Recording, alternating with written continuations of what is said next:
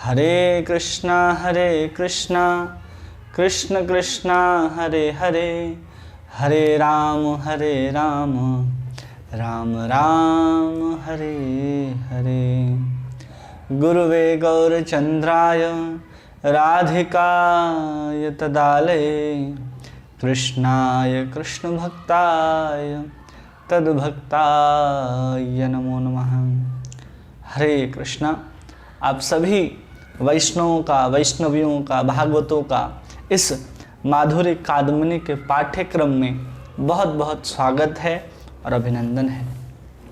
हम लोग बहुत सुंदर ग्रंथ, हमारे साधना के संबंधित जितने भी हमारे अंदर जो प्रश्न उठते हैं कि अब क्या, अब हमारे जीवन में ऐसा हो रहा है, हमारा भजन में मन नहीं लग रहा, हमारा जो मन है हमेशा विचलित रहता है। जब हम भजन करते हैं, भजन में शिथिलता आ जाती है, कई सारे दुख, कई सारे परेशानियां आने लगती हैं, कई प्रकार के सुख सुविधाएं भी आने लगती हैं, जिससे हमारे जो अंदर भगवान के प्रति जो प्रेरणा है, जो भक्ति है, जो श्रद्धा है, वो कभी कभी एक दूसरे दिशा में अग्रसर होने लगती है, एक दूसरे दिशा में बहने लगती है। ये बहुत सारे जो हम साधकों के अंदर जो प्रश्न उठते हैं, उन सभी प्रश्नों के उत्तर के स्वरूप में बहुत सुंदर ग्रंथ माधुर्य कादम्बिनी विश्वनाथ चक्रवर्ती ठाकुर के द्वारा संपादित करके हम साधकों को दिया गया, जो उनके तरफ से एक उपहार स्वरूप है।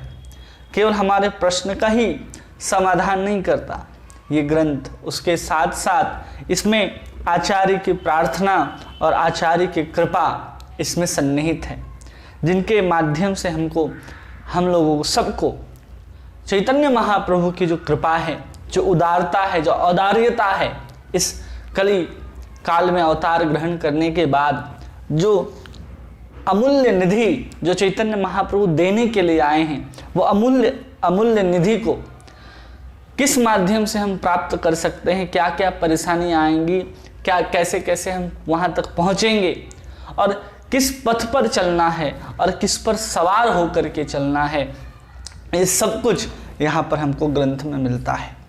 बहुत सुंदर नाम की महिमा का यहाँ वर्णन आया है कि नाम, भगवान की कथा और भगवान की लीलाओं का स्मरण, इन सब के माध्यम से ही, और उसमें भी सबसे प्रमुख भगवान के नाम के ऊपर ही अगर हम लोग आश्रित होकर के आगे बढ़ते हैं, आगे चलते हैं, तब जाकर के हम भगवान को प्राप्त करते हैं। सुंदर साधन के स्वरूप में जिस पे हमें सवार होकर के चलना है, वो हरि नाम ही होगा। उसी नाम के गाड़ी पर हम लोग सवार होकर के हम लोग धीरे धीरे इस भक्ति के पथ पर आगे चलेंगे। एक पथ होता है, पथ पर पैदल भी चल सकते हैं, पैदल भी चलेंगे तो नाम आपको ग्रहण करना ही करना है। बिना नाम के आप इस मार्ग में नहीं चल सकते, चाहे कितना भी श्रेष्ठ हो, नाम तो उसको ग्रहण करना ही पड़ेगा। इसलिए नाम के सहारा, नाम के ही आसरा और नाम के ही आश्रय में जब कोई साधक इस भक्ति पथ पर आगे बढ़ता है, तब जाकर के उसको प्रेम रूपी सुंदर फल प्राप्त होता है। सुंदर भगवान श्री कृष्ण के चरण उनको सुलभ होते हैं। केवल नाम ही हम सबको ये सब कुछ दिलाने में समर्थ होता है। इसलिए नाम की महिमा को हमें बहुत समझना है, बहुत सावधानी से हमें नाम को ग्रहण करना है। हम इन सबको पढ़ते हुए, समझते हुए, श्रद्धा से शुरू करके हम भाव को समझ लिए कि भाव के दो प्रमुख गुण हम लोगों ने देखे, जिसमें एक सुदुर्लभा है और दूसरा है कि उसमें मोक्ष लघुता कृत, कि मोक्ष को भी अत्यंत तुच्छ कर देने वाली आनंद अनुभूति उस भाव भक्ति में हमें प्राप्त हो जाती है।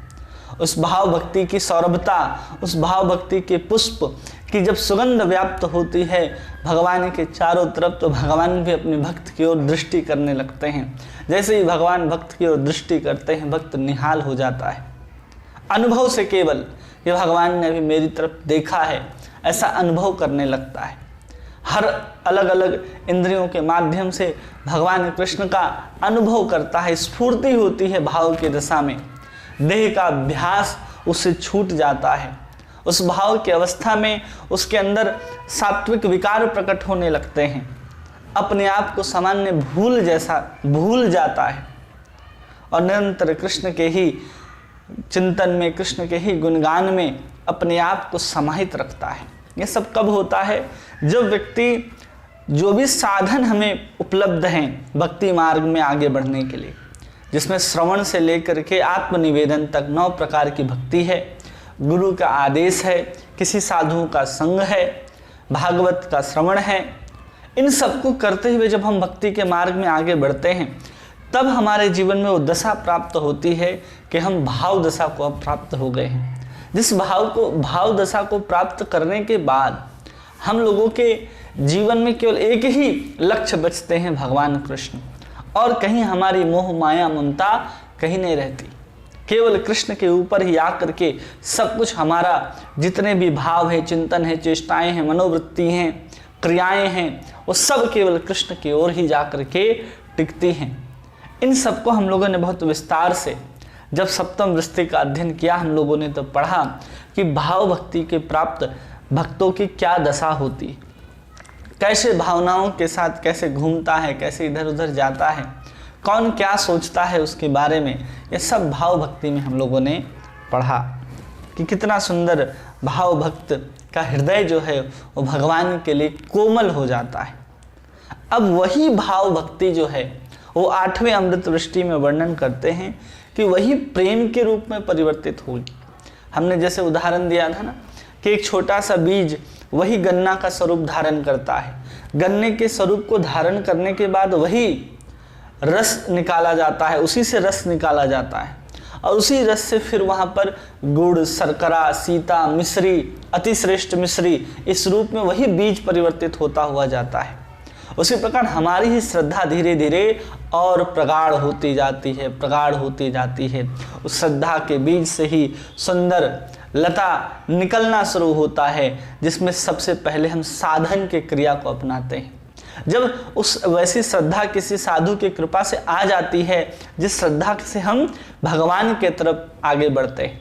2 प्रकार की हमने मुख्य रूप से श्रद्धा बताई थी, जिसमें एक होता है कि भगवत साधु की सेवा के कारण जो हमारे अंदर ऐसी वृत्ति, ऐसी वासना जागृत हो जाती है कि हम कृष्ण की सेवा करने की इच्छा करते हैं, हम कृष्ण का नाम लेने की इच्छा करते हैं। इस तरह की जब वासना आ जाती है उसी को वास्तव में भक्ति लता का बीज कहा जाता है, जो किसी साधु, किसी वैष्णव की कृपा से हम लोगों को प्राप्त होता है। और वही जब भजन क्रिया तक आते हैं, जब हम साधन को उन साधु गुरु के कृपा से स्वीकार कर लेते हैं कि अब अपने जीवन में हमें इस महामंत्र का ही जप करना है जीवन पर्यंत, और इस विधि से हमें पूजा करनी है, अर्चना करनी है, धाम आदि दर्शन करने के लिए जाना है, किसी वैष्णव से भागवत गीता आदि ग्रंथों को श्रवण करना है। ये सब साधन के क्रियाओं को जब हम अपना लेते हैं तो हमारे जीवन में 2 पत्ते उस लता से निकलते हैं। एक को कहते हैं क्लेशाग्नि और दूसरे को कहते हैं सुबधा।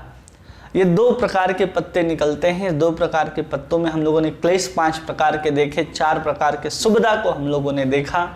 और इसे साधन भक्ति को 2 भागों में पुनः विभक्त किया गया था। एक को रागानुगा भक्ति कहते हैं और दूसरे को वैदी भक्ति कहते हैं। ये और धीरे धीरे पुष्पित होते हुए जब और आगे बढ़ती है तो सारे अनर्थों को समाप्त करते हुए निष्ठा में, फिर रुचि में, फिर आसक्ति में आ जाती है। आसक्ति में बस अब दिखाई दे रहा है कि अब कोई फूल आने वाला है इससे, तो उसका कली आने से पहले जैसा आभास होता है पौधों में, वैसा आभास आसक्ति के स्तर पर होने लगता है। और जैसे ही भाव आ जाता है, भाव रूपी पुष्प खिल जाता है हमारे उस भक्ति लता बीज के उस पौधे के ऊपर, तो उसके साथ साथ बहुत सारी पत्तियां उस लता को हरा भरा बना देती हैं, बहुत सुंदर बना देती हैं। वो पत्तियां क्या हैं? जो अष्ट सात्विक विकार हैं, जो 33 प्रकार के संचारी भाव हैं, जो विभाव हैं, जो उद्दीपन है, जो आलंबन है, ये सब पत्तियों के समान है और बहुत सुंदर उस पुष्प को सजा देती हैं। केवल आप गुलाब लेकर के आएंगे जिसमें एक भी पत्ता नहीं हो, कैसा खराब सा दिखता है, लेकिन उसमें कुछ पत्ते अगर लगे हों, एक गुलाब का फूल हो उसमें 2-4 पत्ते लगे हों तो बहुत देखने में आकर्षक लगता है।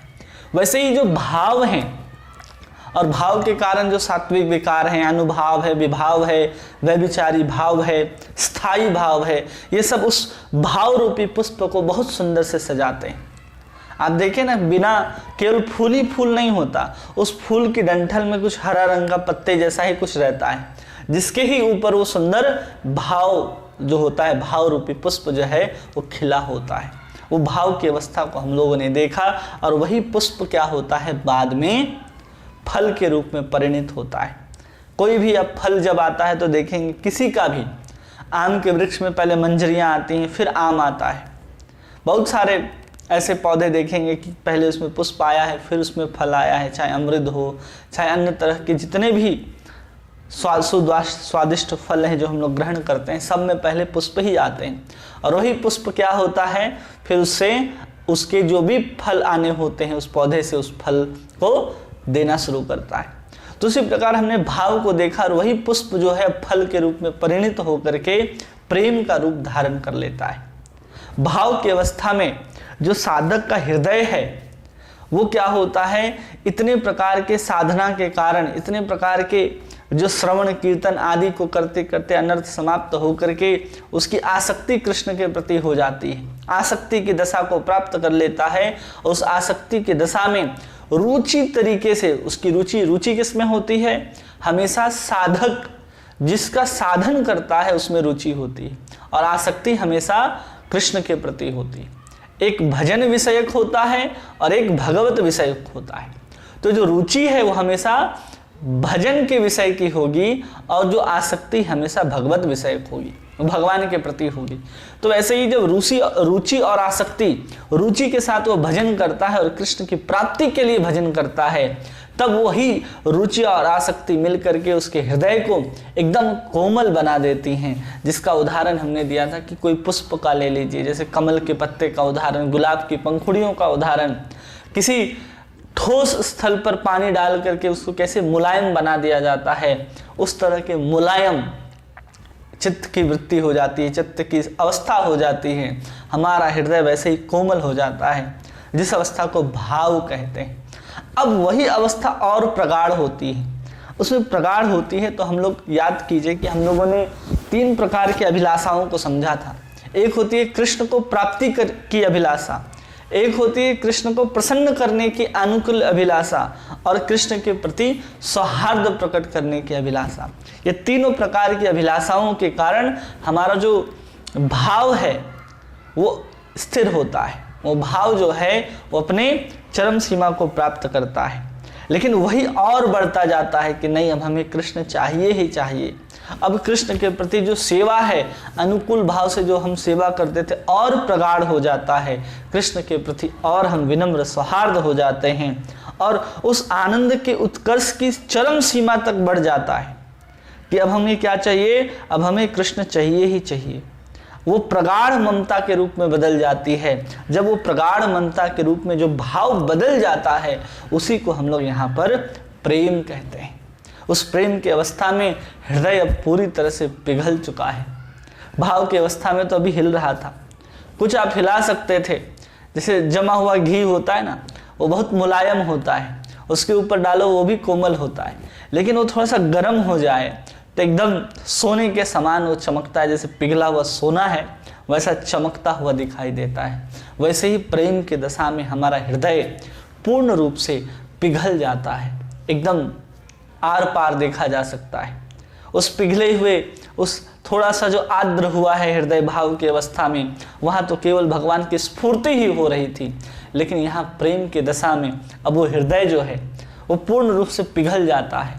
अब पिघल जाने के बाद तो भगवान की वहाँ पर हम साक्षात्कार कर सकते हैं। उस अवस्था का नाम प्रेम है। उसी को जितने भी बड़े बड़े मुनि लोग हैं, विद्वत जन हैं, प्रेम कहते हैं।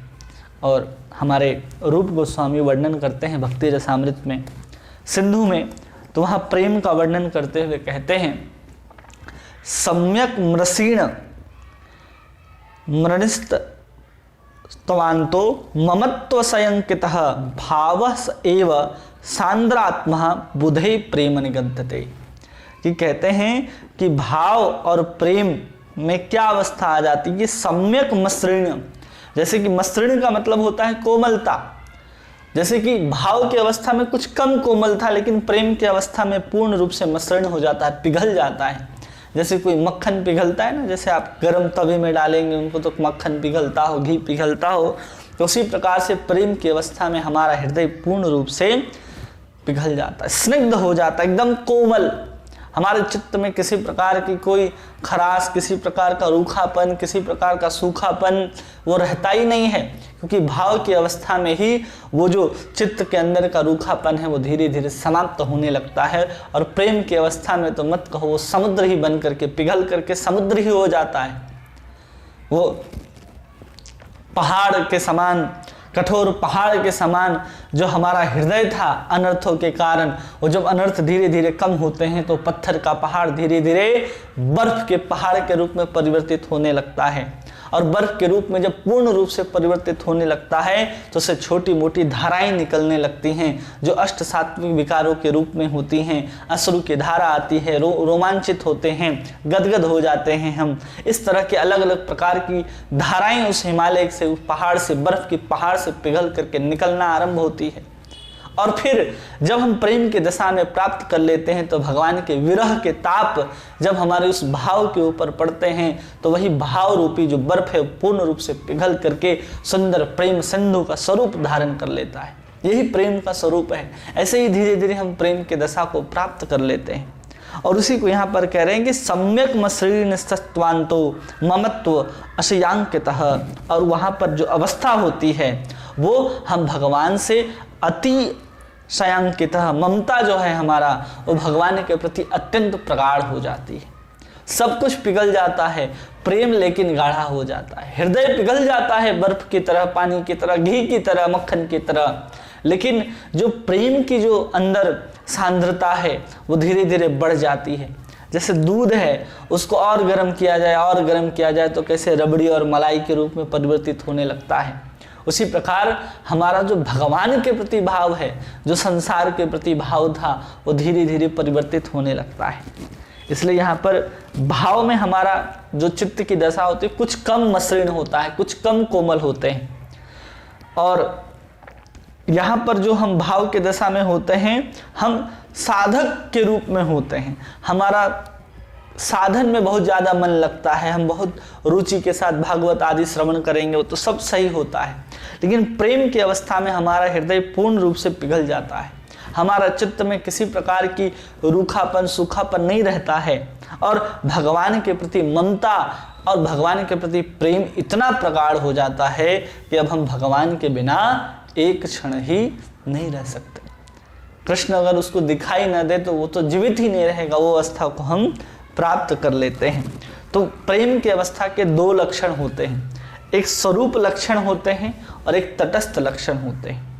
तो भगवान के प्रति ममता की जो प्रगाढ़ता है, जो सांद्रता है कि भगवान के प्रति ममता हमारी और बढ़ गई, बहुत डेंस रूप में हम जब किसी को पकड़ लेते हैं। कैसे पकड़ते हैं इसका उदाहरण कि आइसक्रीम, सब कोई देखे होंगे, जब पुराने समय में जो आइसक्रीम जो मिलते थे उसमें एक डंडा लगा होता था। आजकल भी आइसक्रीम आता है ना, उसमें एक डंडा लगा होता है और वो डंडा अंदर रखते हैं दूध। जब उसको डालते हैं दूध को तो उस समय वो डंडा बहुत आसानी से अंदर जा सकता है और बाहर आ जाता है। लेकिन आइसक्रीम जैसे ही जम जाता है आप उस डंडे को अलग से बाहर नहीं निकाल सकते। जब तक पूर्ण रूप से आइसक्रीम पिघल नहीं जाती या आप खा करके उसको समाप्त नहीं करते तब तक वो आइसक्रीम की डंडी जो है उस आइसक्रीम के साथ चिपके रहती है। उसी प्रकार जितनी भी ममता है हमारी इस संसार के प्रति, पुत्र के प्रति, वो सब ममता अब कहाँ कृष्ण के प्रेम रूपी समुद्र में जाकर के वो इतने रूप से जम जाती है कि हमारी ममता अब कृष्ण से अलग नहीं हो सकती। ये उस प्रेम का स्वरूप लक्षण है। इस स्वरूप लक्षण का मतलब आप उसको अब अलग नहीं कर सकते, वो कृष्ण के स्वरूपता से अलग नहीं हो सकता। और तटस्थ लक्षण, तटस्थ मतलब कभी होगा भी और नहीं भी होगा, तो तटस्थ लक्षण के रूप में बताते हैं कि यहाँ पर कृष्ण के प्रति जो स्निग्धता है और ममता जो है वो थोड़ी सी आ भी सकती है, जा भी सकती है। लेकिन कृष्ण के प्रति जो प्रगाढ़ता है हमारी कि कृष्ण ही हमारे हैं, उसको हम कभी भी छोड़ नहीं सकते। वही प्रेम का स्वरूप लक्षण होता है। और तटस्थ लक्षण में स्निग्धता मतलब कोमलता, और दूसरा है कि उसकी ममता।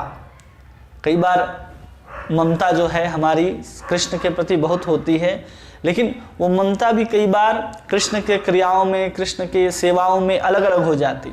कृष्ण के प्रति एक ममता और कृष्ण के जो अन्य साधन वस्तु हैं, कृष्ण को सुखी करने के लिए जो वस्तु, उसके प्रति ममता ये अलग अलग होती है।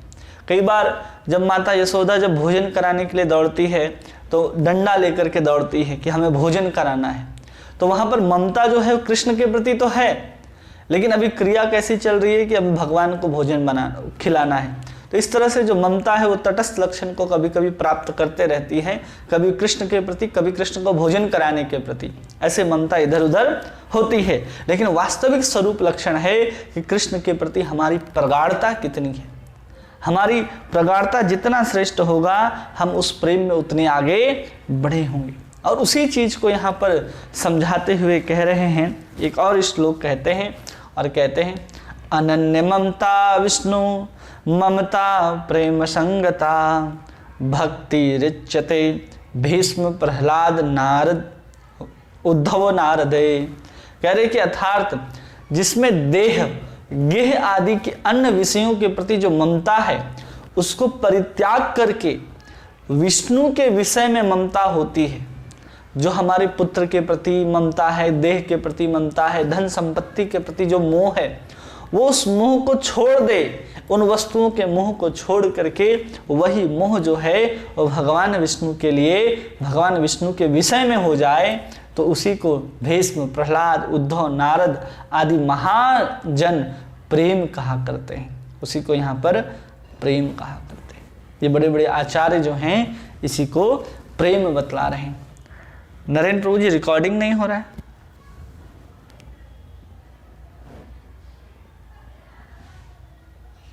हरे कृष्णा प्रभु, नरेंद्र प्रभु।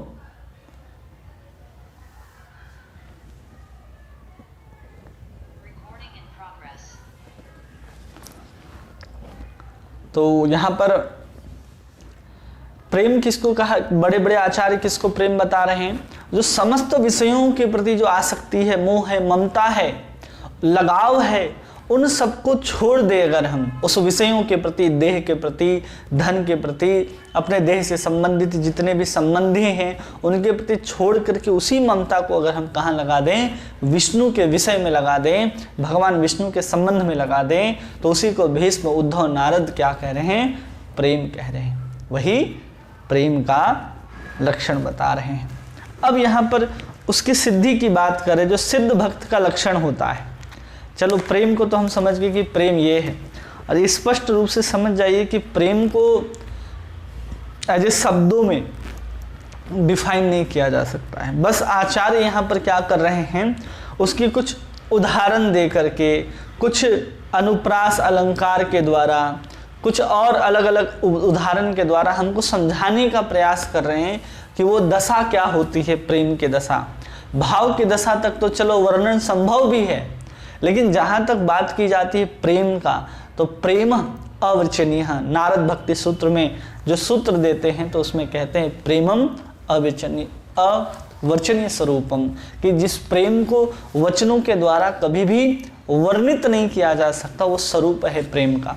लेकिन आचार्यों ने लिखा है, किस लिए लिखा है? कि हम लोगों को बात समझ में आए, हम अपने लौकिक बुद्धि के द्वारा जहाँ तक समझने का प्रयास करते हैं, समझ जाएं, तो हमें इस प्रेम के प्रति जो लोभ है वो जागृत हो जाए और हम भी उस शुद्ध प्रेम को प्राप्त करने के लिए उसकी ओर दौड़ने लग जाएं। इसलिए यहाँ पर आचार्यों ने वर्णन किया है। वास्तव में प्रेम को वर्णन करना किसी के लिए संभव नहीं है, बहुत कठिन है, कोई भी नहीं कर सकता। आचार्य आगे स्वयं कहते हैं कि प्रेम को वर्णन करना किसी का ये बस की बात नहीं है। आगे कह रहे हैं कि जो सिद्ध भक्त होता है उसके लक्षण को बताते हुए भक्ति रसामृत सिंधु में कह रहे हैं कि जो प्रेम की दशा को प्राप्त कर लिया उसी को सिद्ध कहा जाता है। साधन की अवस्था में हम साधन करते हुए भाव भक्ति को प्राप्त करते हैं, और भाव भक्ति में हम साधन करते हुए प्रेम भक्ति को प्राप्त करते हैं। जब हम प्रेम भक्ति को प्राप्त कर लेते हैं तो हम सिद्ध हो जाते हैं। सिद्ध होने से पहले क्या होना पड़ता है? शुद्ध होना पड़ता है। ये लौकिक नियम भी है। जो हम कुछ भोजन भी बनाते हैं, चावल आदि भी अगर हम बनाते हैं, तो सीधा हम उसे अपने डब्बे से निकाल करके जिस बर्तन में हम बनाते उसमें नहीं डालते, उसको पहले शुद्ध करना होता है, उसको धोना पड़ता है, उसमें जो कंकड़ पत्थर आदि हैं उसको निकालना पड़ता है, तब जाकर के वो चूल्हे में पक करके सिद्ध होता है। उसी प्रकार हम जब साधन करते हैं तो अपने गंदगी को निकालते हैं। जब हम गंदगी को निकालते हैं तब जाकर के हम धीरे धीरे उसको फिर किस में डालते हैं, पकने के लिए डालते हैं। तो वही अवस्था है कि हम जब तक हमारी अनर्थ की निवृत्ति चल रही है तब तक हम अभी साफ सफाई में लगे हुए हैं, और जैसे ही अनर्थ निवृत्ति होकर के निष्ठा में आ जाते हैं, समझिए कि अब हम अपने आप को पकाने के लिए एक तवे में, एक साधन रूपी तवा में, साधन रूपी चूल्हे के ऊपर रख दिया गया है।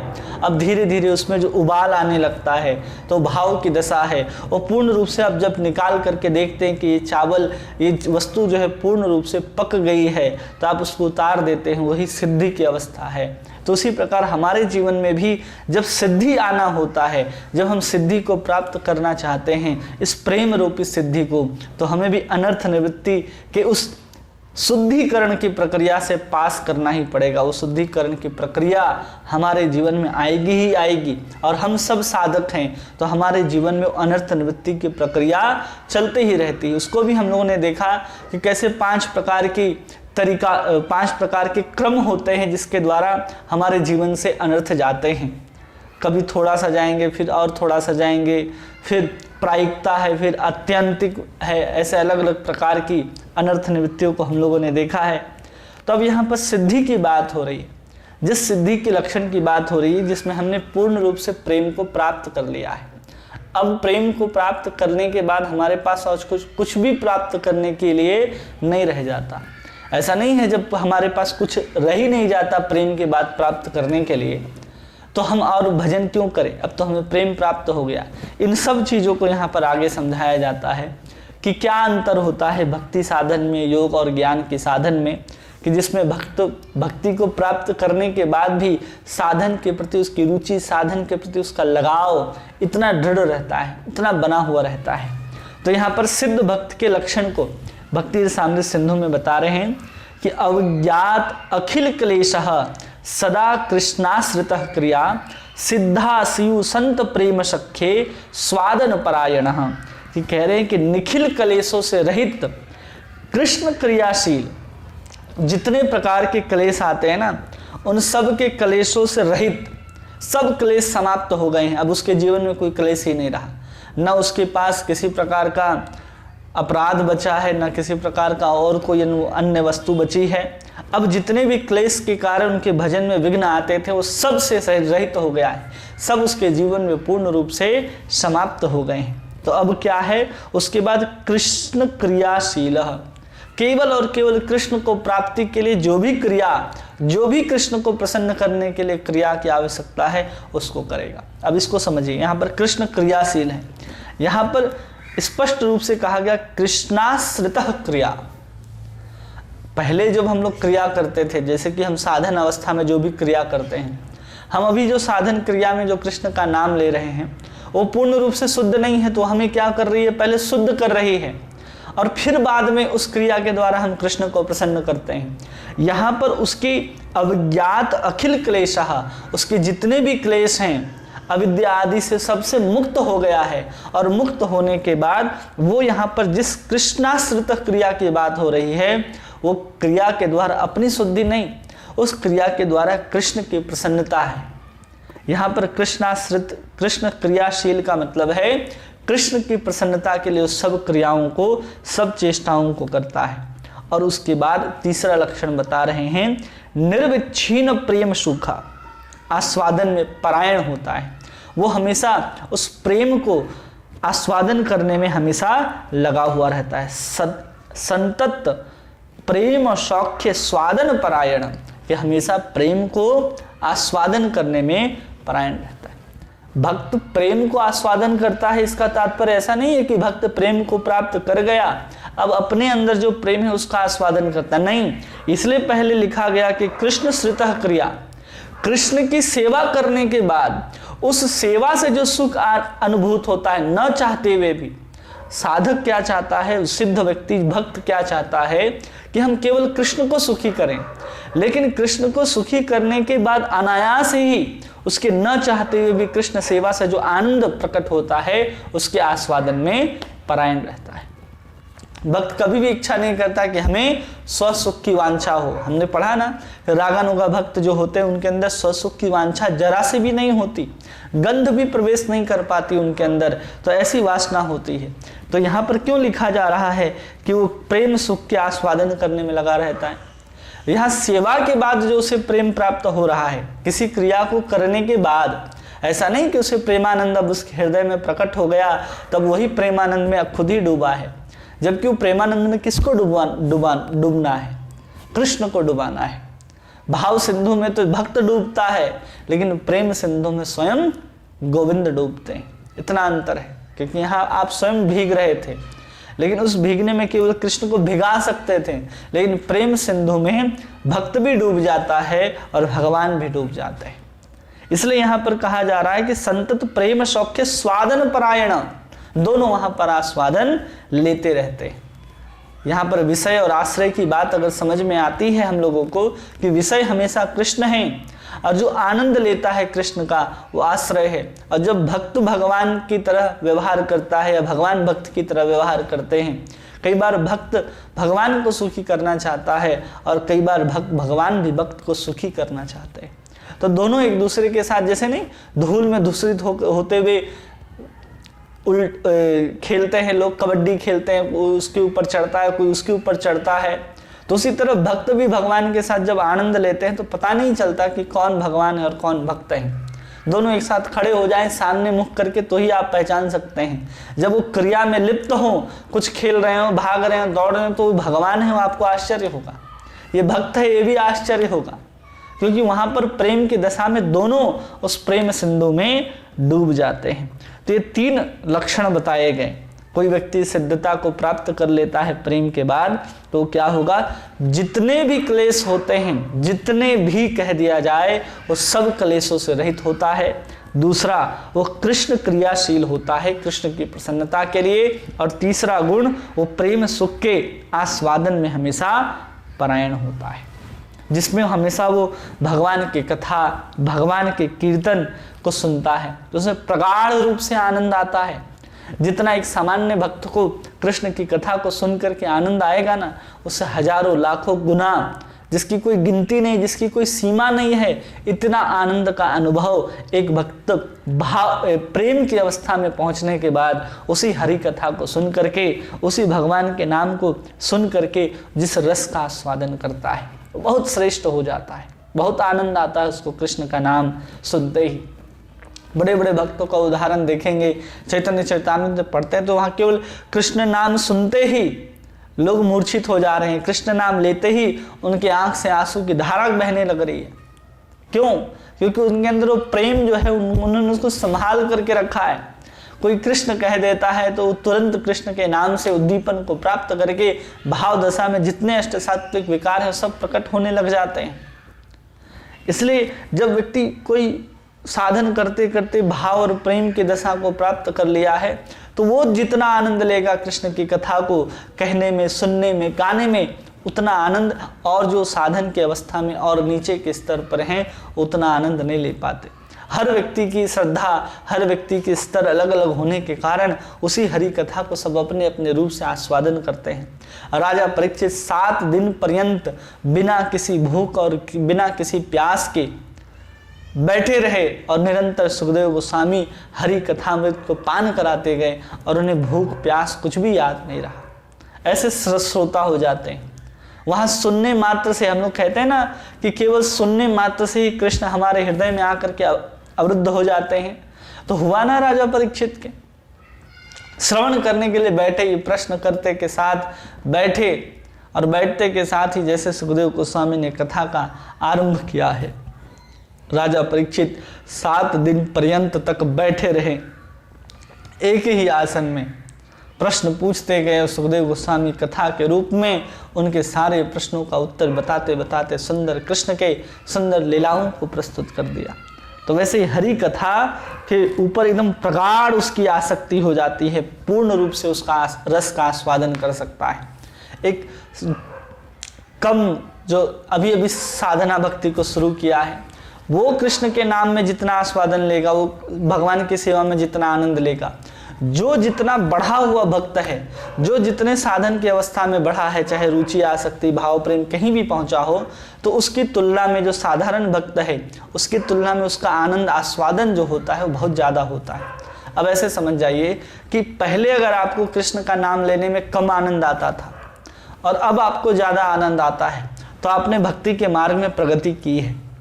पहले आप कृष्ण की सेवा करते थे तो थोड़ा आलस्य लगता था, लेकिन आप उत्साहपूर्वक कृष्ण की सेवा करने के लिए दौड़ते हैं, भक्त का संग करने के लिए दौड़ते हैं, कहीं कथा कीर्तन हो तो आप उसको सुनने के लिए दौड़ते हैं। तो समझना चाहिए कि हमारी भक्ति का विकास हुआ है, हमारा जो प्रेम का जो लता है वो बीज से अंकुरित होकर के धीरे धीरे विकास को प्राप्त हो रहा है।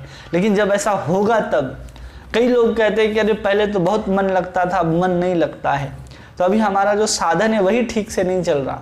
जब वो साधन ही निष्ठा की अवस्था तक चली जाएगी, एक अनिष्ठता एक निष्ठता है, अभी हम लोगों का साधन अनिष्ठता की अवस्था में चल रहा है। इसलिए हमें कई बार कृष्ण कथा कृष्ण कीर्तन इतना रुचिकर नहीं लगता, हम उतने आस्वादन के साथ उन कथाओं को श्रवण नहीं कर पाते।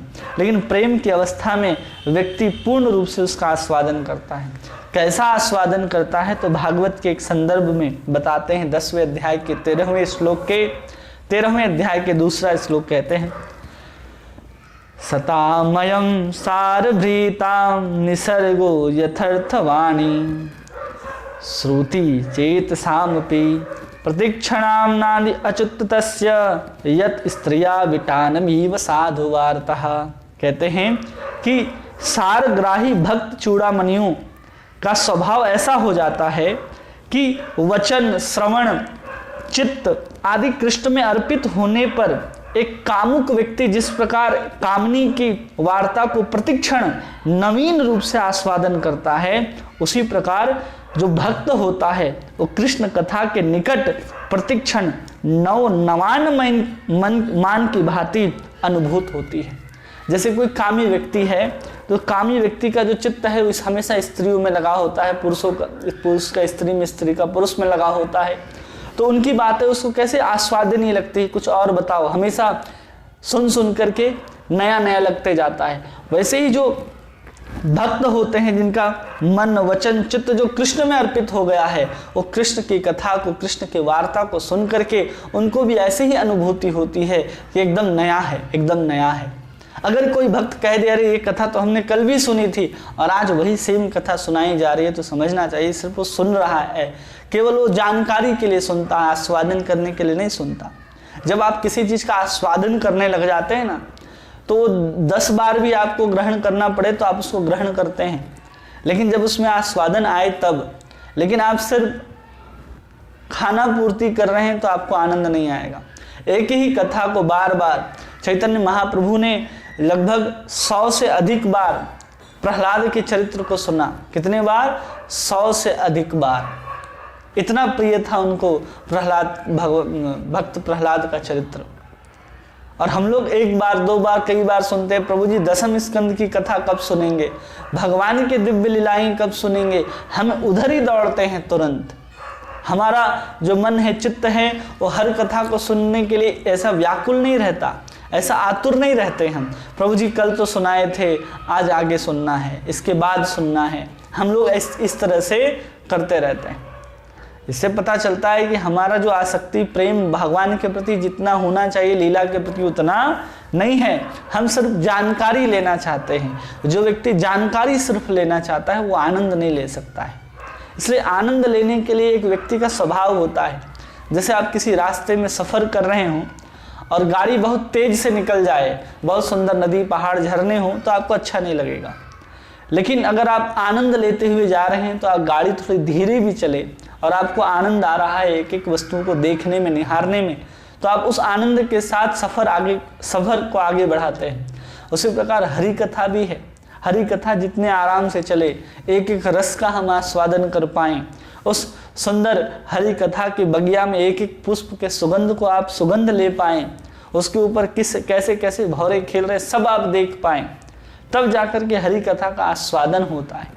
नहीं तो हम जल्दी जल्दी जो सुनते हैं ना, उसमें केवल इंडेक्स पढ़ा जा रहा है या फिर आप जानकारी के लिए सुन रहे हैं, अगर आप आनंद नहीं ले रहे। यहाँ पर वही बताया जा रहा है कि एक कामनी की वार्ता को जैसे प्रतिक्षण नया नया करके सुनने का मन करता है कि अब यही है, लेकिन सुनने में हमेशा नया लगता है, वैसे ही जो भक्त प्रेम हो जाता है जिस भक्त को भगवान से, तो भगवान की कथा बार बार सुनने पर भी उसको परम आस्वादनीय लगती है, परम आनंद आता है।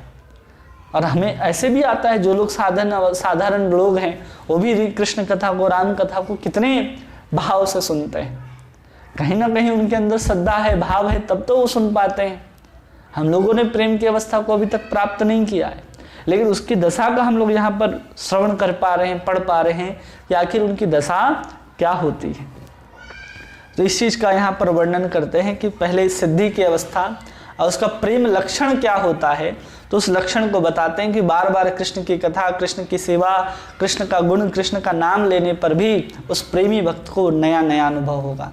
जैसे किसी सरोवर में आप उतर जाओ, किसी सरोवर में, किसी नदी में उतर जाओ, तो नदी में एक बार डुबकी लगा करके वापस सर बाहर निकालो और फिर डूबो तो ऊपर का जल नया हो जाता है, हमेशा उसमें नया, नदी वही, घाट वही, लेकिन प्रतिक्षण क्या होता है, जल जो है आपके माथे से आपके शरीर को स्पर्श करके नया जल आपको स्पर्श करता रहता है।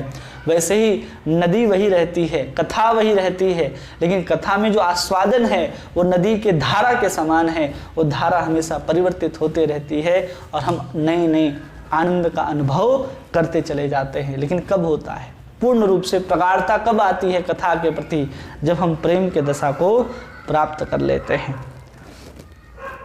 तो यहाँ पर आगे आचार्य बताते हैं कि जब व्यक्ति साधन की अवस्था में होता है तो दो पत्ते खिलते हैं। वो दो पत्ते कौन कौन से थे, एक क्लेशाग्नि और सुबदा। जब व्यक्ति भाव दशा को प्राप्त कर लेता है तो मुख्य रूप से दो पत्ते होते हैं, जिसका नाम होता है मोक्ष लघुताकृत और दूसरा होता है सुदुर्लभा, क्योंकि भाव भक्ति को प्राप्त करना बहुत दुर्लभ है। और इस पत्ते को सजाने के लिए और भी तरह तरह के पत्ते, सात्विक भाव, स्थायी भाव, विभाव, अनुभाव, इस तरह के पत्तों के रूप में सज जाते हैं और भाव रूपी पुष्प को बहुत सुंदर शोभायमान करते हैं। और उसके आगे जब प्रेम भक्ति को व्यक्ति प्राप्त कर लेता है तो दो और पत्ते आते हैं, मुख्य पत्ते, जिसका नाम है, एक का नाम है सांद्रानंद विशेष आत्मा और दूसरे का नाम है कृष्ण आकर्षणी चसा। सबसे पहले क्या है, सांद्रानंद विशेष आत्मा और दूसरा है कृष्ण आकर्षणी चसा। इसका वर्णन आगे करते हैं, सिर्फ अभी इसका नाम हम लोग समझ लेते हैं कि 6 गुण होते हैं। भक्ति के गुण कितने होते हैं, 6।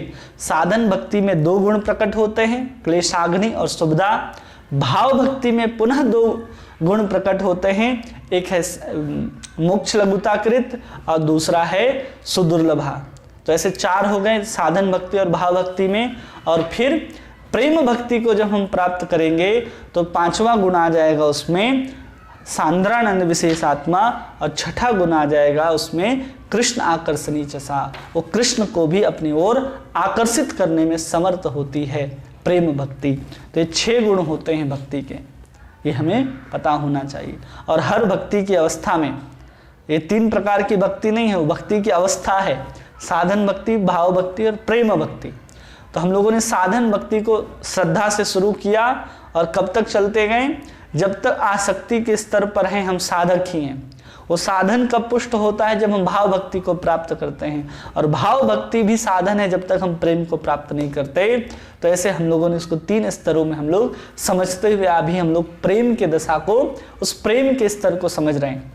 अब यहाँ पर तात्पर्य समझाते हैं कि जैसे योग की दशा होती है, ऐसा क्यों होता है कि व्यक्ति प्रेम को प्राप्त कर लिया फिर भी भगवान के कथा के प्रति इतनी रुचि, आसक्ति, सब कुछ क्यों है, तो उसको उदाहरण के साथ यहाँ पर समझा रहे हैं।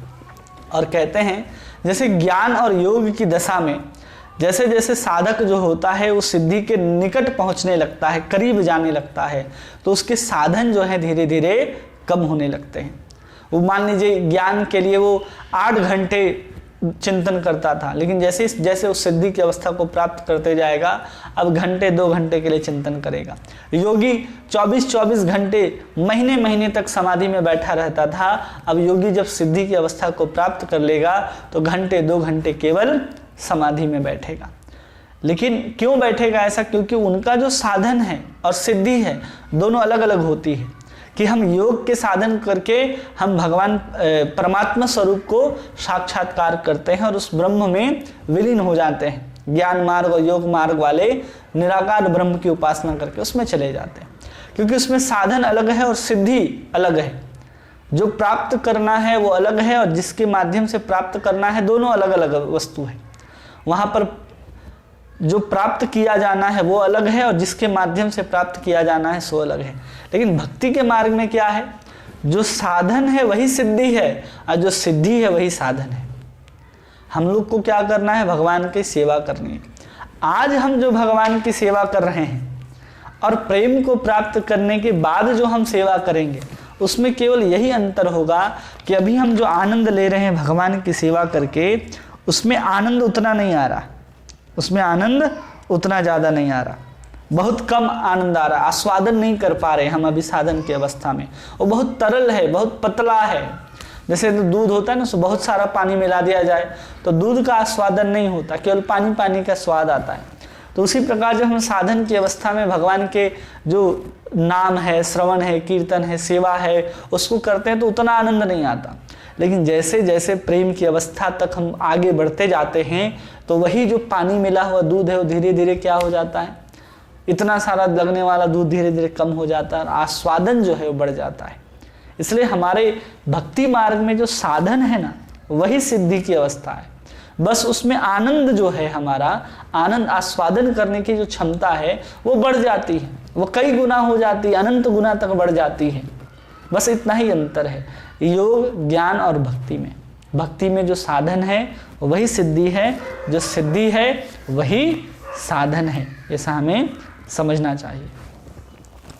और जैसे जैसे इस सिद्धि की अवस्था की ओर आगे बढ़ती जाती है, भक्ति मार्ग में चलने वाले जो साधक हैं वो जैसे जैसे सिद्धि की अवस्था में बढ़ते जाएंगे उसका जो ये सेवा है, साधन है वो और बढ़ता जाएगा। हम पहले 16 माला करते थे, जैसे जैसे हम आसक्ति रुचि की अवस्था में पहुंचेंगे 32, 64, 64, 128 माला करने लग जाएंगे। हम कृष्ण को पहले सुबह शाम मंगल आरती और गौर आरती करते थे, लेकिन अब उनके लिए और कुछ श्रृंगार आरती, अब भोग आरती, अब संध्या के पूर्व की आरती, इस तरह की क्रियाओं को हम करना आरंभ कर देंगे, अधिक से अधिक सेवा करने लग जाएंगे। तो ये साधन की अवस्था, सिद्धि की अवस्था में जब भक्ति मार्ग में हम आगे बढ़ते हैं तो उसके साथ साथ साधन भी हम लोगों का बढ़ता जाता है, बढ़ता जाता है, बढ़ता जाता है। लेकिन ज्ञान मार्ग और योग मार्ग में ठीक उल्टा होता है। जैसे जैसे हम सिद्धि की दशा में बढ़ते जाते हैं हम लोगों का साधन जो है वो धीरे धीरे कम होता जाता है, कम होता जाता है। लेकिन और भक्ति मार्ग में ठीक उल्टा होता है कि जैसे जैसे हम सिद्धि की अवस्था में बढ़ेंगे हम और अधिक तीव्रता के साथ और अधिक ममता प्रगाढ़ता के साथ कृष्ण की सेवा करते जाते हैं और उतना ही आनंद हम लोगों को बढ़ता जाता है। और इस अवस्था में पहुंच करके क्या हो जाता है? इस अवस्था में भक्त जो है ना उसके उस प्रेम के स्तर में श्रवण कीर्तन ही उस भक्त का प्राण बन जाता है, उस भक्त का प्राण बन जाता है। और जब उसको श्रवण करता है, कीर्तन करता है तो सुंदर भाव के विकार जो हैं वो विकार से युक्त होकर के वो परम शोभायमान होता है, क्योंकि अब प्रेम रस का आस्वादन कर रहा है। अब यहाँ पर कहते हैं कि अब इतना सब कुछ वो करता है तो उसके बाद क्या होता है? तो आचार्य बताते हैं कि जब उस मधुर रस का आस्वादन कर रहा है, जब व्यक्ति उस प्रेम रूपी फल जो पक गया उस पके हुए फल का आस्वादन कर रहा है, अब पके हुए फल का आस्वादन करता है तो अति मधुर और स्वादिष्ट लगता है। तो उसी प्रकार जो आह्लादिनी शक्ति की सार वृत्ति है वो प्रेम के आस्वादन की माधुर्यता को, उसके रोचकता को, उसकी मादकता को इतना बढ़ा देती है, इतना बढ़ा देती है कि धर्म, अर्थ, काम और मोक्ष चार पुरुषार्थ जो है ना एकदम सामान्य छोटे से तिनके के बराबर लगने लगते हैं। इतना आनंद है भगवान के प्रेमानंद में, इतना आनंद है। भाव भक्ति में ही मोक्ष लघुताकृत हम लोगों ने पढ़ा है कि भाव की अवस्था में ही वो जो मोक्ष है वो एकदम अत्यंत तुच्छ लगने लगता है। तो सोचिए जब प्रेम की अवस्था में व्यक्ति प्राप्त कर लेता है तो उसके सामने तो ये चार पुरुषार्थ धरे के धरे रह जाते हैं, अत्यंत तुच्छ हो जाता है। और यह प्रेम स्वयं आस्वाद्य होने के बाद भी अपने प्रेमी को अत्यंत विचित्र कृष्ण माधुरी का आस्वादन करा करके, कृष्ण के सेवा के आस्वादन कर उसे चीरकाल के लिए कृतार्थ कर देता है। किसको? जिसके अंदर वो प्रेम प्रकट हो गया है, उस प्रेमी को कृष्ण के सेवा में लगा देता है, कृष्ण के सेवा सुख के आनंद में डुबो देता है, जिसके अंदर प्रेम प्रकट हो गया है। ये बहुत बड़ी एक खासियत है, इसलिए कहते हैं सांद्रानंद विशेष आत्मा। और इसको यहाँ पर चैतन्य महाप्रभु कह रहे हैं कि पंचम पुरुषार्थ से प्रेम महाधन, कृष्णेर माधुर्य रस कराय आस्वादन। कि जब पंचम पुरुषार्थ प्रेम जब प्रकट होता है, और उस प्रेम को महाधन कह रहे हैं, सामान्य धन नहीं, महाधन। अगर किसी के पास प्रेम हो तो उसको महाधन कहा जा रहा है। और कृष्णेर माधुर्य रस कराय आस्वादन, और कृष्ण के माधुर्यता का, कृष्ण के सुंदर स्वरूप का, गुण का, लीला का, औदार्य का, सामंजस्यता का, इन सब का आस्वादन जो है एक भक्त करता है। प्रेम होते कृष्ण होय निज भक्त वश, कि अगर कोई भक्त हो जाता है, हईते कृष्ण है निज भक्तवश, उस प्रेम की अवस्था में भक्त को भक्त कहा जाता है। और तब जाकर के यहाँ क्या हो रहा है, कृष्ण उनके वश में हो जाते हैं। प्रेम हईते पाई कृष्णेर सेवा सुख रस, और प्रेम जैसे ही प्रकट हो जाएगा, हम कृष्ण के सेवा सुख में निमग्न हो जाएंगे, हम कृष्ण के सुख का आस्वादन, सेवा के सुख का आस्वादन करने लग जाएंगे।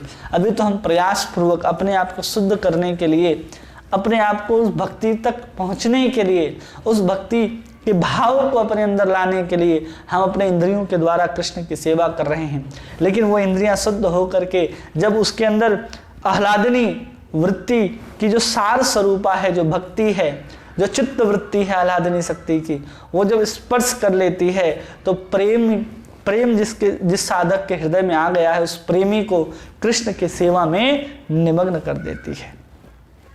उसी को यहाँ कह रहे हैं कि साधन दशा में भक्त का चित्त सैकड़ों हजारों भागों में भक्त रहता है। जब हम साधन कर रहे होते हैं तो हमारा चित्त जो है वो सैकड़ों हजारों भागों में विभक्त रहता है। किसके किसके? देह के संबंधित में, संबंधी के संबंधी में, घर के संबंधित में, संपत्ति के संबंधित में, इन सब रज्जुओं में अलग अलग बंधा होता है। जैसे नहीं, एक घोड़े, 5 घोड़े वाला रथ अगर आप देखेंगे तो 5 अलग अलग रस्सियां होती हैं, उसको फिर एक ही रस्सी में ला करके बांधा जाता है। उसी प्रकार हमारा मन से क्या होता है, इतने ढेर सारे रस्सी निकलते हैं, एक पुत्र के प्रति, एक पिता के प्रति, एक धन के प्रति, एक संबंधी के प्रति, एक राष्ट्र के प्रति, एक समाज के प्रति, ऐसे ऐसे जो हमारे जो ममता रूपी रस्सी के रूप में अलग अलग बट जाते हैं, नाना विषयों के प्रति बट जाती हैं। लेकिन किंतु जब व्यक्ति प्रेम साधक के चित्त वृत्ति को अनायास ही, जैसे ही प्रेम हम करते हैं तो अनायास इस चित्त वृत्तियों को खींच करके वो कहाँ समर्पित कर देता है, केवल चिदानंद के स्पर्श मात्र से भगवान के नाम रूप गुण आदि के माधुर्य में पूर्ण रूप से संलग्न कर देता है। जो ममता इधर उधर बटी थी उसको यहाँ पर ला करके पूर्ण रूप से समर्पित कर देता है। और फिर यहाँ पर जब साधन, जो हम लोग इतना क्यों करना पड़ता है साधन, तो इसके विषय में बतला रहे हैं। तो इसके विषय में थोड़ा सा पैराग्राफ बताते हैं और कहते हैं, जिस प्रकार एक पारा में अगर गंधक चूर्ण को मिलाया जाए तो बहुत सहज नहीं होगा, क्योंकि पारा को पकड़ना ही आसान नहीं होता। आप हाथ में पारा को पकड़ ही नहीं सकते। उस पारा का कुछ निर्माण करना हो तो बहुत कठिनाई होती है। आपने थर्मामीटर देखा होगा, आपके घर में कभी वो थर्मोमीटर अगर गिर गया हो, टूट गया हो, तब आप इस चीज़ को अनुभव कर सकते हैं। आप जब जैसे उसको पकड़ने जाएंगे, वो एक टुकड़े से 2 टुकड़े में जैसे उसको पकड़ते जाएंगे, वो अपने टुकड़े में बहुत बदल जाता है। और थर्मोमीटर के अंदर वो कैसा दिखता है, लिक्विड की तरह। जैसे ही बाहर आता है वो ठोस दिखता है, लेकिन ठोस नहीं होता है। आप उसमें कुछ मिलाना चाहेंगे तो कैसे मिला पाएंगे? कभी मिला नहीं पाएंगे। बहुत परेशानी होती है उसको मिलाने में, बहुत संघर्ष करना पड़ता है किसी पारे में किसी गंधक को मिलाने में। उसी प्रकार हमको बार बार संघर्ष पूर्वक श्रवण करना है, कीर्तन करना है बार बार, क्योंकि भक्ति की वृत्ति जो श्रवण कीर्तन है वो अजात रति साधक के चित्त वृत्ति के साथ भक्ति का जो गाढ़ मिलन है वो इतनी आसानी से संपादित नहीं होता। हम एक ही बार कृष्ण का नाम लेकर के, एक ही बार भागवत की कथा सुन करके हमारे अंदर पूर्ण रूप से हम प्रेम की दशा को क्यों नहीं प्राप्त होते? क्योंकि अब हम इतने संसार में मग्न होकर के हम उसके जो रंग है, जो भक्ति का रंग, हम उसको चढ़ने ही नहीं देते। हम ऐसे पारा के समान हो गए। बहुत मुश्किल के बाद क्या होता है, पारा के ऊपर रंग चढ़ता है। उसी प्रकार जब हम बहुत काल तक हम अपने आप को ऐसा बना लिए हैं कि हमारे ऊपर कोई रंग चढ़ता ही नहीं है। आज हम अच्छी अच्छी बातों को सुनते हैं, कल भूल जाते हैं। आज हम कुछ अच्छा करते हैं, कल नहीं करते हैं। आज हम नाम जप करते हैं, कल नहीं करते। आज आस्वादन लिए, कल आस्वादन नहीं लिए। आज कृष्ण कथा श्रवण किए, कल कृष्ण कथा नहीं श्रवण किए। इस तरह की अवस्थाओं से हम होकर के गुजरते रहते हैं। इसलिए हमारा जीवन भी पारे के समान हो गया है, जिसमें आसानी से वो भक्ति का रंग चढ़ता नहीं है। इसलिए ना मीराबाई कहती हैं कि मैं सांवरे के रंग राची। क्यों कहती है वो? क्योंकि सांवरा रंग भक्ति का ही रंग है, इसमें कोई और रंग नहीं चढ़ता। लेकिन एक बार प्रेम का रंग चढ़ जाए, एक बार भक्ति का रंग चढ़ जाए, उसके बाद ये संभव है। इसलिए हमको बार बार श्रवण कीर्तन का जो बार बार अनुवृत्ति करना पड़ता है, बार बार। और जब अनर्थ की निवृत्ति हो जाती है, निष्ठा, रुचि, आसक्ति भूमिका में हम आरोहण करने लग जाते हैं, तब जाकर के कुछ रूप में हम प्रयास करते हैं कि हाँ अब थोड़ा सा इसमें रंग चढ़ जाए। तो कहते हैं जब तक प्रगाढ़ मिलन नहीं होता तब तक राग, द्वेष आदि प्रकृति दोष मनोवृत्ति रह जाते हैं। जब तक ऐसे ही प्रगाढ़ मिलन नहीं होता, जब तक भजन के साथ हमारा मन जो है एक रूप में नहीं लगता, तब तक ये दोष हमारे जीवन में रहते ही रहते हैं। रति की भूमिका प्राप्त होने पर अंतःकरण का जो प्राकृतिक तत्व है भाव की अवस्था में, वो ध्वंस हो जाता है और चिन्मय तत्व को प्राप्त कर लेता। हमारा भाव की अवस्था में अब साधारण नहीं रहता, स्वरूप हमारा साधारण नहीं रहता, सब चिन्मय हो जाते हैं। और जैसे ही चिन्मय हो जाते हैं, जैसे पारा और गंधक मिल करके परस्पर कज्जली हो जाते हैं, काले रंग के हो जाते हैं, उसी प्रकार ये श्रवण कीर्तन को बार बार करते रहेंगे और अनर्थों को जैसे ही समाप्त कर लेंगे तो हमारे ऊपर भी प्रेम का रंग चढ़ जाएगा। प्रेम का रंग चढ़ जाएगा मतलब भक्ति और अंतःकरण दोनों एक हो जाएगा। भक्ति का मतलब होता है कृष्ण की सेवा, जिसमें हम प्रेममय कृष्ण की सेवा करते हैं। उस प्रेममय सेवा करने की जो अंतःकरण की वृत्ति है, वो सेवा करने की वृत्ति हो जाएगी। लेकिन किसकी? कृष्ण की। अभी भी हम सेवा ही कर रहे हैं, अपने आप की, सगे संबंधी की, इन सब की सेवा में मग्न है। लेकिन वही वृत्ति जब कृष्ण की सेवा में लग जाए, क्योंकि भगवान की जो आह्लादिनी शक्ति है, भगवान की जो चित्त शक्ति की वृत्ति है, वही भक्ति है और वो हमेशा कृष्ण को आनंद देने में लगी रहती है, इसलिए उसको भक्ति कहा जाता है। और वो हम भक्ति के अंग को बार बार जब स्वीकार करते हैं तो हमारा अंतःकरण भी उस भक्ति की क्रियाओं के द्वारा बार बार मिश्रित होकर के, जैसे पारा गंधक के साथ मिल करके काला हो जाता है, उसी प्रकार हमारा अंतःकरण भी बार बार भक्ति की प्रक्रियाओं को करते करते अंतःकरण भी भक्तिमय हो जाएगा। और जब हम भक्तिमय हो जाएंगे तब जाकर के अंतःकरण जो है भक्तिमय हो जाएगा, उसी को हम प्रेम कहते हैं, उसी दशा को प्रेम कहते हैं। जब तक वो पारा रूपी गंधक और पारा मिलते नहीं है तब तक अभी चल रहा है मिलाने का काम, साधन ही है, साधन ही हम लोग कर रहे हैं। लेकिन जैसे ही हमारे ऊपर वो प्रेम का रंग चढ़ जाए, हमारे अंतःकरण की वृत्ति और वो भगवान की आह्लादनी शक्ति की वृत्ति मिलकर के एक हो जाए, दोनों में कोई अंतर नहीं रह जाए, तब तक समझना चाहिए हमने प्रेम को प्राप्त नहीं किया है। और साधक की चित्त वृत्ति प्रेम के स्तर पर मधुकर की भांति सदा हरि के गुण, हरि के रूप, हरि की लीला के मकरंद के आस्वादन में निमग्न रहती है। और उसके बाद कहते हैं कैसा होता है ये प्रेम? तो कहते हैं ये स्वयं प्रकाश स्वरूप जो प्रेम है वो महासूर्य के समान है। छोटा मोटा सूर्य नहीं, जो हम लोग सूर्य को देख रहे हैं, सूर्य नहीं, इससे भी बड़ा, इससे भी तेज प्रकाशमान सूर्य के समान है। जब वो हृदय, साधक के हृदय में उदित होता है तो वहाँ पर जितने भी अर्थ होते हैं, काम होते हैं, मोक्ष आदि के जो पुरुषार्थ होते हैं, वो नक्षत्र समूह सहसा विलुप्त हो जाते हैं। जैसे रात को छोटे छोटे तारे जो हमको दिखाई देते हैं, उस जैसे ही सूर्य उदय होता है वो तारे हमको दिखना बंद हो जाते हैं। उसी प्रकार अगर किसी के साधक के हृदय में प्रेम रूपी महासूर्य का उदय हो गया तो छोटे छोटे धर्म अर्थ काम मोक्ष रूपी जो सितारे हैं, जो तारे हैं, वो अपने आप विलुप्त हो जाएंगे और भगवत सेवा की वासना के अतिरिक्त प्रेमी के चित्त में भक्ति मुक्ति सिद्धि इत्यादि के कामनाओं से रहित होकर के बिल्कुल कृष्ण के प्रेम में निमग्न हो जाता है। वो प्रेम की अवस्था है।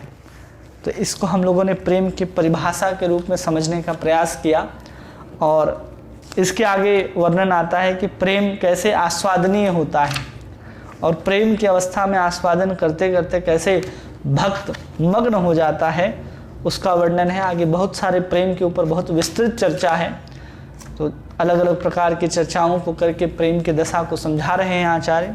तो हम लोग अगली कक्षा में उसके आगे के जो भाव हैं, गुण हैं, लक्षण हैं, अवस्थाएं हैं, क्या क्या और प्रकट होता है, इसको समझने का प्रयास करेंगे।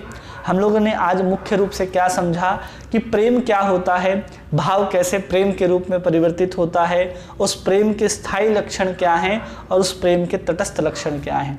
प्रेम का जो स्थायी लक्षण है वो क्या है, भगवान के प्रति प्रगाढ़ता, और भगवान के और प्रेम का जो तटस्थ लक्षण है वो क्या है, ममता और स्निग्धता। वो है तटस्थ लक्षण, जो होते हैं कभी नहीं भी होते। तटस्थ मतलब आते जाते रहने वाला। इन सबको पढ़ा। फिर आज हम लोगों ने देखा कि उस प्रेम की अवस्था को प्राप्त किया हुआ भक्त कैसे भगवान की कथाओं को श्रवण करता है और कैसे क्यों बार बार हम एक बार ही श्रवण करके कथाओं को गा करके सुन करके उस प्रेम को दशा को क्यों नहीं प्राप्त करते। तो उसको हम लोगों ने पारे और गंधक के उदाहरण से समझा। धर्म अर्थ काम और मोक्ष हमें कैसे विलुप्त हो जाते हैं, इसको सूर्य के उदाहरण के साथ हम लोगों ने समझा। इन सबको हम लोग समझे आज। कल हम लोग देखेंगे कि और प्रेम की और क्या दशा होती है, क्या क्या लक्षण, क्या क्या अनुभूतियाँ होती हैं, जो अनिवर्चनीय होने के बाद भी कुछ लौकिक उदाहरणों के साथ, कुछ अलग अलग प्रकार के तर्कों के साथ हमें आचार्य समझाने का प्रयास कर रहे हैं, जिसको हम लोग समझें और अपने जीवन में लाने का प्रयास करें। जिन सद्गुणों को, जिन माध्यमों से उस प्रेम को प्राप्त करना है, मुख्य रूप से कलयुग में एक ही साधन है कि आप निरपराध होकर के कृष्ण का नाम जपें और कृष्ण की कथाओं को जितना से जितना ज़्यादा श्रवण करने का प्रयास करें। बस उसी के माध्यम से हम उस प्रेम की दशा को प्राप्त कर लेंगे। दूसरा और कोई उपाय नहीं है और कुछ करने की ज़रूरत ही नहीं है। कब प्राप्त होगा, कैसे प्राप्त होगा, ये संशय ही मत कीजिए। निरपराध नाम ले कृष्ण उदय, कृष्ण प्रेम उदय हो। कि अगर कोई कृष्ण प्रेम उदय कराना चाहता है तो निरपराध होकर के, अपराध शून्य हो या नाम ले, अगर कोई अपराध शून्य होकर के कृष्ण का नाम लेगा तो जरूर उसके हृदय में जो प्रेम रूपी फल है वो जरूर खिलेगा।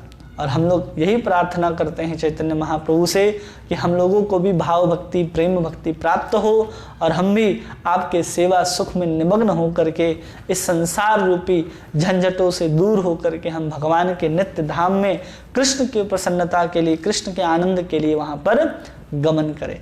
सुख स्वयं के सुख के आनंद के लिए गमन नहीं करना है, कृष्ण के आनंद के लिए इस धाम, इस धरती को छोड़ करके भगवत धाम जाना है, ताकि हम कृष्ण के दास बन सके, कृष्ण के सेवक बन सके। इसी भाव, इसी प्रार्थना को हमें निरंतर जब कृष्ण का नाम लें तो हमें यही सोचना है कि हम कृष्ण के दास हैं। हमें कृष्ण की प्रसन्नता के लिए कृष्ण का नाम ग्रहण करना है, हमें कृष्ण को प्रसन्न करने के लिए कृष्ण का नाम लेना है। स्वयं के जो हमारे अनर्थ हैं वो अपने आप चले जाएंगे। वो अनर्थ का जाना, पापों का कम होना, ये तो मतलब जैसे सूर्य उदय होता है तो सूर्य उदय होने से ही प्रकाश अपने आप फैलता है और अंधकार दूर हो जाता है। तो हम अंधकार दूर करने के लिए सूर्य नहीं आता, सूर्य जो है वो स्वयं प्रकाशित है। उसी प्रकार जो नाम है, जो भक्ति है वो स्वयं प्रकाशित है। वो जैसे ही आएगा अपने आप वो अंधकार रूपी अनर्थ समाप्त हो जाएंगे और कृष्ण रूपी प्रेम जो है वो सूर्य के माध्यम से आपके हृदय रूपी सरोवर में जो सुंदर कमल खिलता है सूर्य के प्रकाश से प्रतिबिंबित होकर के, वैसे ही प्रेम रूपी जो कमल है वो हमारे भी हृदय में खिलेगा और कृष्ण रूपी भौरे के रूप में कृष्ण हमारे हृदय में भी आएंगे। ऐसी प्रार्थना के साथ हमें कृष्ण का नाम लेना है। तब तुरंत हम लोग जो गति है कृष्ण को प्राप्त करने की, जो भाव है वो धीरे धीरे और प्रगाढ़ता को हम प्राप्त कर पाएंगे। इसी के साथ आप सभी का बहुत बहुत धन्यवाद। किन्हीं का कोई प्रश्न है जो आप पूछना चाहते हैं, जो बात आपको समझ में ना आई हो तो आप पूछ सकते हैं।